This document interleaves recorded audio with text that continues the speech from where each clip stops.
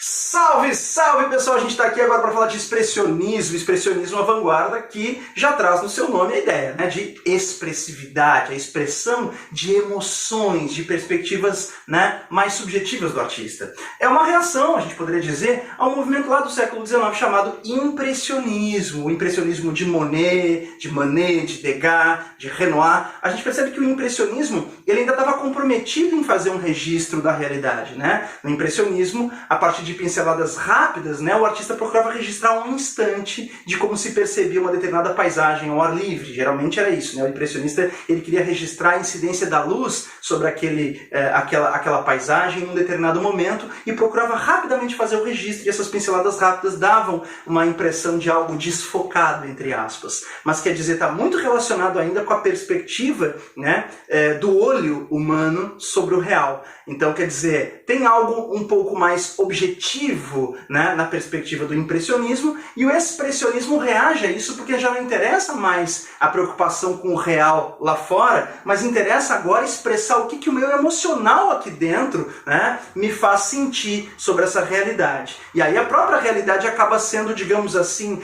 transfigurada, distorcida. É o que a gente pode observar aqui, né, na famosa tela de Edvard Munch. Vale destacar que, apesar, né, do expressionismo alemão ter passado a assumir essa denominação no século XX, né, a gente tem precursores desse movimento aqui, né, no século XIX, com Vincent van Gogh, com Edvard Munch, certo? Então, Munch aqui, por exemplo, o Grito é de 1893. Essa obra de arte icônica, certo? Que é, na verdade, o maior ícone de toda a arte moderna, não é? Então, aqui o norueguês Munch dá um depoimento a respeito da cena, né, que originaria o seu quadro, né? A gente percebe que isso aqui é um trechinho de um diário de Munch lá de 1892, tá?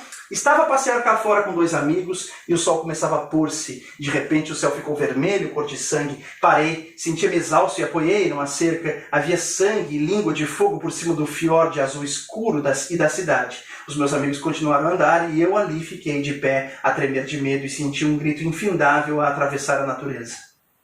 Então, olha só, né? Eu senti um grito infindável atravessar a natureza. O que eu sinto é mais importante do que aquilo que eu vejo, né? Isso é realmente muito importante aqui para a gente distinguir, por exemplo, expressionismo de impressionismo. Impressionismo é aquilo que eu vejo e as impressões sobre o que eu vejo. Expressionismo é a expressão do que eu sinto, não é? É isso aí. Bom, pessoal, vocês vejam aqui algumas coisas importantes para a gente destacar sobre o conceito, então, de expressionismo. O que vocês podem perceber aqui é que a figura humana aparece aqui gritando, não é? E esse grito emitido pelo personagem que centraliza a tela, ele parece provocar uma distorção na paisagem. É como se do grito aqui houvesse, né, uma espécie de convulsão que acaba extrapolando para a própria paisagem, provocando uma espécie de tsunami aqui, né, no teu campo de visão à direita, né?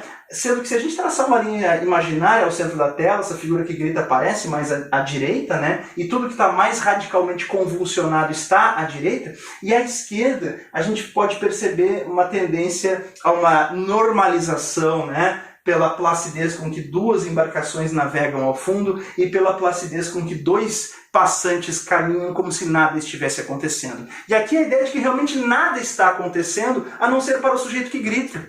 O mundo lá fora não está em convulsão. O que está em convulsão é o mundo aqui dentro. E aí nós temos a expressão, né, artística desse mundo em convulsão para o artista ou para o personagem que grita, nada mais do que uma representação do próprio Munch, como a gente pode deduzir aqui pelo trecho de seu diário, né? Então, olha só.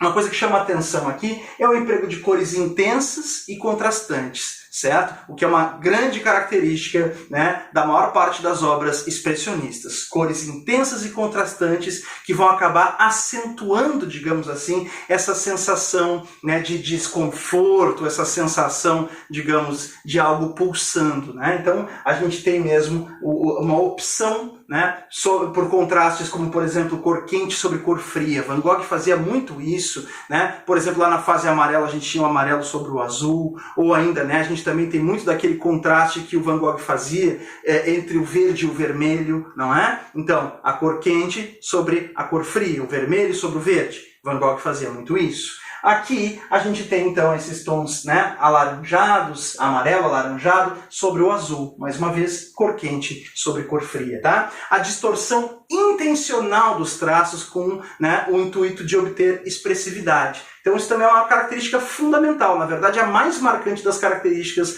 do expressionismo é essa distorção intencional dos traços para esse efeito de expressividade emocional. Evidentemente predominam os valores emocionais sobre os valores racionais, não é? Então, olha só, distorção intencional das imagens com o objetivo de obter expressividade, predominância de valores emocionais sobre os valores intelectuais, sobre os valores racionais, não é?